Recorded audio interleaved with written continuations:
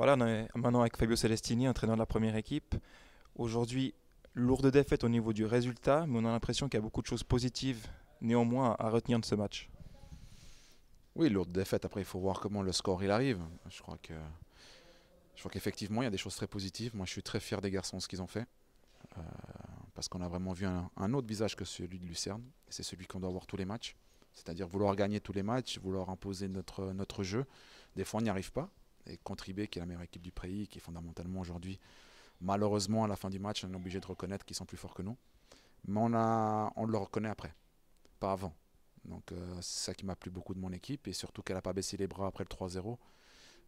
Elle a continué à vouloir jouer, elle a continué à vouloir attaquer, elle a continué de vouloir essayer de revenir au score et on a quand même failli leur mettre un petit peu peur parce que si Francesco arrive à mettre le 3-2, il reste encore une bonne dizaine de minutes et je pense que si on le met le 3-2, je pense qu'on aurait vu 15 minutes très intéressantes ici. Malheureusement aujourd'hui ça s'est pas goupillé dans le bon sens.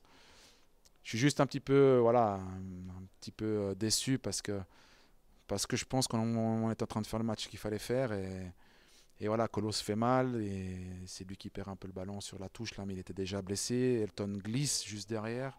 Derrière, l'arbitre nous siffle un penalty, on va dire, pour pas dire autre chose, généreux. Voilà, j'aurais préféré voir des buts de IB comme celui de Haro, le troisième. J'aurais vraiment préféré voir 3 buts comme ça. Ces deux buts-là me font un petit peu mal. Mais voilà, je suis fier des garçons et il faut continuer de travailler.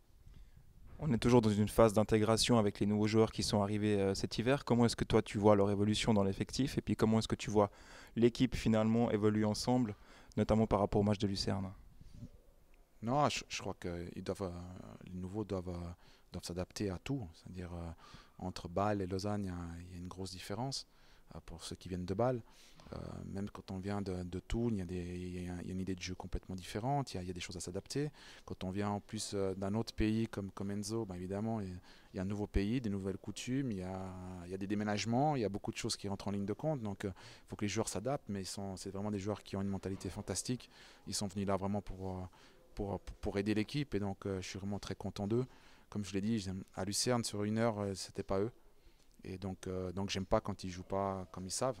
Et aujourd'hui, ils ont vraiment tout donné sur le terrain. Donc autant ceux qui sont arrivés que ceux qui étaient déjà là.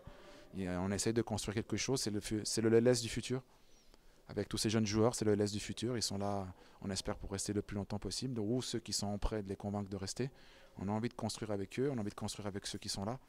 Et donc voilà, on se prépare gentiment pour le LS du futur, comme est en train de faire, je crois, le club actuellement. Et on est tous excités de voir le club, pas demain, je répète, parce que ce ne sera pas possible, mais d'ici 2 3 ans, revoir le LS où c'est qu'il doit être.